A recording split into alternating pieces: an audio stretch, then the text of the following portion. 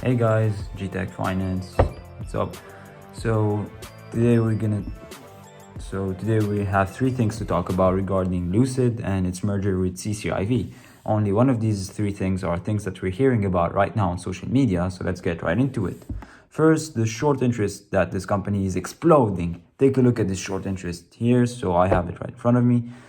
As a percentage of float is currently as high as 14.78. We had essentially a skyrocketing in the short interest following the official announcement that Lucid will be merging with CCIV.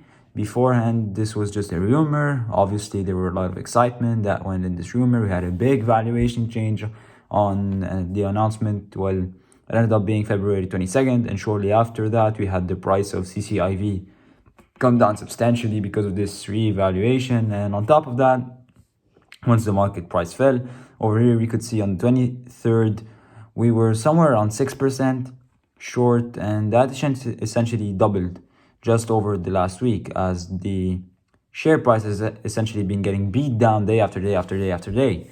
Now, this could be very well likely because people are potentially hedging themselves against the what I would call the Nikola fear. Nikola had some really freaking awesome artwork for their vehicles, but nobody has actually seen the Badger. Nobody's actually been in a semi truck and have seen it drive, with the exception of some recent prototypes they made afterwards. But during the time of Nikola spec and the merger, everything was just look at our truck rolling down the hill. That's not the way it is. So look at all these designs plans we have, and in some respect, you can't blame investors for looking at Lucid going, we've been down this road before, okay? Gotta see a product here. I mean, it's great you guys had an ad, Super Bowl, you guys got some sales studios all across the United States. You know, we got the Saudis helping you build a factory in Arizona. This is cool and all. You guys actually have a factory. When you look up, the factory that was supposed to be getting built for Nikola outside their headquarters or away from their headquarters, separate from their headquarters. Something funny you could do is you could look up the aerial drone footage of the progress in the Nikola factory, and they kind of do they look like day one, 2 years later. Some plot dirty, mostly because people on the internet, the tests are not giving them attention. You see the Tesla factory that's with the daily drone footage, you see the Tesla factory sites and you can kind of see the progress, time lapse. Really fascinating to see the progress of the gigafactories. So in my opinion, there's a lot of the increasing short interest because people think, we haven't seen this real product really hit the road yet. We don't know. Is it the same product that they had on the racetrack, actually a viable product? Why don't we get some people behind the wheel here rather than just showing up in their showrooms? Well, folks, that is where update number 2 comes from. Update number 2 is that Lucid Motors appears to be prepping to start taking folks. This is unofficial. It's just a rumor. We don't know. There's no confirmation of it. But through the grapevine, we maybe within the next few weeks, Lucid Motors will actually start letting people drive this vehicle, which is very, very important, obviously. As somebody that has as you see, the investors, like we said before, that they want to see this product. They have this feeling that Lucid hasn't quite yet figured out who their partner is going to be for automation. There are plenty of options for that. So it's good that Lucid does not have their own automation. Who knows? But if you want to focus on the best motors, the best engineering, the best batteries possible, because they're recruiting and they're starting to poach and offering them people more money from Tesla or whatever. You see, this is totally possible, but now that they start having a concrete product, so that's more like a saying. People think things like, oh, well, Tesla's going to attract the best talent, not necessarily, because people at Tesla might want to get into like the next big project, especially if they get offered more shares, more compensation, or the potential for more compensation if they help the product succeed. So I'm not really worried about the Lucid at all. Not even worried about the autonomy of factors. I think they can partner with somebody again. Not that I want them to, but they could partner with the Cruise division or GM. GM bought they could partner with NVIDIA, endless real options, and they have a lot they can do, especially to build the software for this car. So I want to see this engine, this Wonderbox, and all of these actual products working, not just in a showroom. Where we can put a car with a really cool prototype model and everything in the showroom. I want to see this thing actually on the road as an investor, if I'm investing in it, to have some confidence, a bit more confidence on the company. And if this rumor is true, it's a massive catalyst for the stock, because when people start getting behind the wheel of this car in the video footage, and it's like the video footage of the drones show, reporters are test driving the legitimacy of it. The company is going to go through the roof, and that's really good. Now they're test driving it, and so now reporters are test driving it, so we can potentially see a short squeeze. Not massive, because the short interest is only around 14.7%. Obviously, Rocket Mortgage, we've got short interest around 45%, which is insane. That's why we're seeing this crazy squeeze on this company that have been kind of like, when is this going to actually print some attendees for me? Because I've been investing, I saw investors, they were like, their portfolio is going down, but it didn't go down a lot. And then they'd open their portfolio and they'd see the mortgage company with like 68% rise. And that actually changes it all. And now we're gonna go to number 3. It's Apple.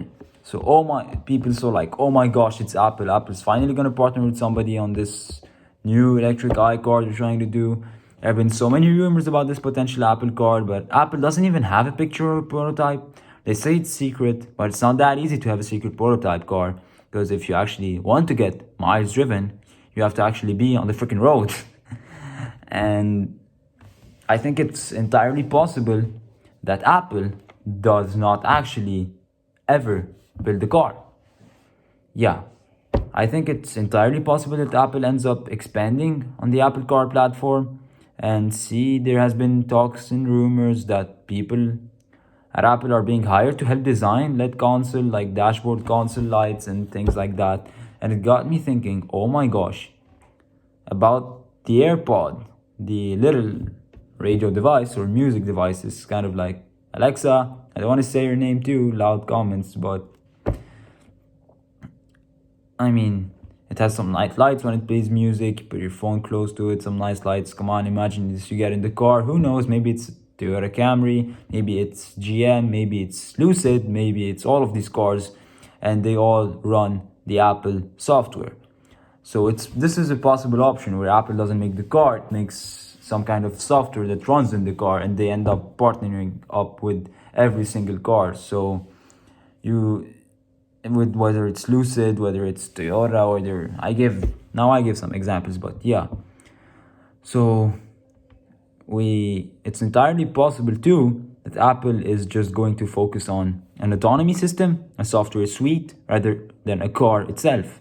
And yeah, in case Apple could license or partner with vehicle developers, get their car app store into every car that's out there. Why make a car? You guys are gonna, I don't think Apple, I don't think Apple is ever actually gonna make a car, because if they start making a car now, it's not gonna be around till 2027, 2028. They're gonna be way behind. Why don't you just hit up Rivian, Fisker, Lucid, and then give them the software, let them design the car, let them do what they're good at. But wait a minute,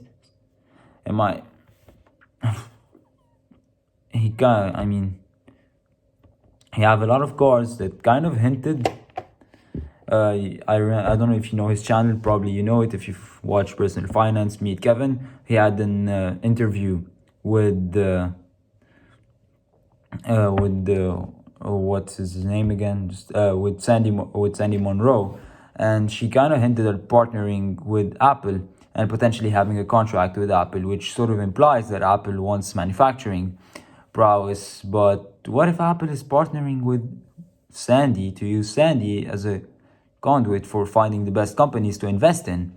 What if Sandy is the guy going Apple? You all need to talk to, say, Faraday Future. He's the connection. You need to hit up Fisker. He's the connection. Let's get you to Archimoto as well in the future. Who knows? The Archimoto, I don't know a lot about this sort of technology right now, but who knows? Maybe in the future, because Archimoto wants to be part of this robo taxi network, Maybe they signed up for the episode. This is pure speculation again. A lot of people think it is possible that Apple's just going to come out and buy Lucid, but I'm skeptical about Apple just literally buying their own vehicle. Why buy the vehicles? Why manufacture the vehicles? Why do all of that when you could just provide the software to the vehicle and make your 30 off the car app store? Why not do that? And guess where the biggest hint is? That maybe they could do something like that. Tesla.